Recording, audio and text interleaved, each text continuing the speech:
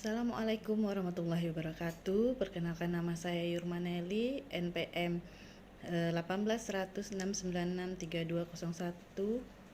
18.16963217173. Jurusan Administrasi Negara, Setio Muara Bungo. Baiklah, di sini saya akan membawakan materi tentang karakteristik evaluasi kebijakan publik. Karakteristik evaluasi kebijakan publik itu terdiri dari 4, yaitu yang pertama fokus nilai, yang kedua interpendensi fakta nilai, yang ketiga orientasi masa kini dan masa lampau, yang keempat yaitu dualitas nilai. Gambaran utama evaluasi adalah bahwa evaluasi menghasilkan tuntutan-tuntutan yang bersifat evaluatif. Di sini pertanyaan utamanya bukan mengenai fakta, apakah sesuatu ada, atau aksi, apakah yang harus dilakukan, tetapi nilai, berapa nilainya. Karena evaluasi mempunyai sejumlah karakteristik atau sifat evaluasi yang membedakan dari metode analisis kebijakan lainnya. Baiklah, yang kita memasuki yang pertama, yaitu karakteristik yang pertama, yaitu fokus nilai. Evaluasi berbeda dengan pemantauan, dipusatkan pada penilaian menyangkut keperluan atau nilai dari suatu kebijakan dan program. Evaluasi terutama merupakan usaha untuk menentukan manfaat atau kegunaan sosial kebijakan atau program, bukan sekedar usaha untuk mengumpulkan informasi mengenai hasil aksi kebijakan yang terantisipasi.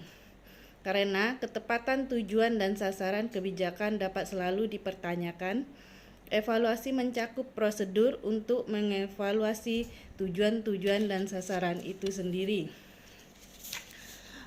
Di sini evaluasi juga sebagai esensi dan nilai terhadap program kegiatan dan atau agenda kebijakan, bukan hanya sebagai usaha untuk mengumpulkan informasi terhadap output dari kebijakan tersebut, baik yang bisa antisipasi atau tidak. Evaluasi mempunyai tujuan memastikan bahwa kebijakan dapat berjalan dengan baik. Oleh karena itu, nilai menjadi target utama dalam evaluasi kebijakan.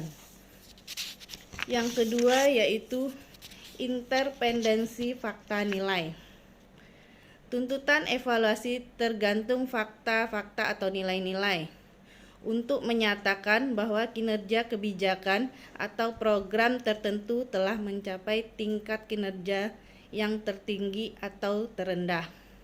Diperlukan tidak hanya bahwa hasil-hasil kebijakan berharga bagi sejumlah individu, kelompok, atau seluruh masyarakat. Untuk menyatakan demikian harus didukung oleh bukti bahwa hasil-hasil kebijakan secara aktual merupakan konsekuensi dari aksi-aksi yang dilakukan untuk memecahkan masalah tertentu.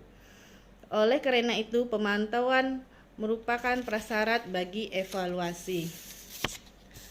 Interpendensi fakta nilai merupakan kegiatan kebijakan yang dapat dikaitkan baik atau buruk, sesuai dengan target atau tidak. Dapat dilihat dari fakta dalam pelaksanaan kebijakan dan nilai terkandung dalam tersebut. Semua dapat menerima manfaat dari kebijakan yang dilakukan. Yang ketiga yaitu orientasi masa kini dan masa lampau. Tuntutan evaluatif tidak hanya berbicara pada tahapan akhir masa kini, tapi juga dilakukan pada tahapan-tahapan sebelumnya masa lampau, seperti rekomendasi yang bersifat prospektif dan dibuat sebelum aksi-aksi dilakukan. Sebelum tahapan perencanaan sudah dilakukan evaluasi.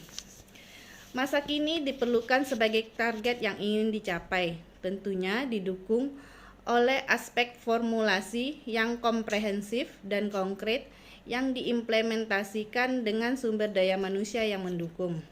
disertai oleh kompetensi dan daya saing yang tinggi. Sementara masa lampau adalah sebagai bagian yang tidak dapat dipisahkan dari kebijakan saat ini untuk menjadi lebih baik.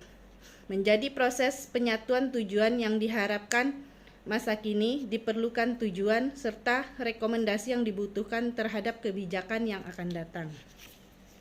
Yang keempat adalah dualitas nilai. Nilai-nilai yang mendasari tuntutan evaluasi mempunyai kualitas ganda karena mereka dipandang sebagai tujuan dan sekaligus cara. Evaluasi sama dengan rekomendasi sejauh berkenaan dengan nilai yang ada. Misalnya, masalah kesehatan dapat dianggap sebagai intrinsik diperlukan bagi diri sendiri ataupun ekstrinsik diperlukan karena hal itu mempengaruhi pencapaian tujuan-tujuan lain bagi dirinya. Setiap kebijakan mempunyai tujuan ganda. Selain mencapai tujuan yang diharapkan dalam program dan atau kebijakan juga sebagai role model dalam pengambilan kebijakan yang akan datang. Demikianlah materi yang dapat saya sampaikan. Salah dan kurangnya saya mohon maaf. Saya akhiri, wabillahi taufik wal hidayah. Wassalamualaikum warahmatullahi wabarakatuh.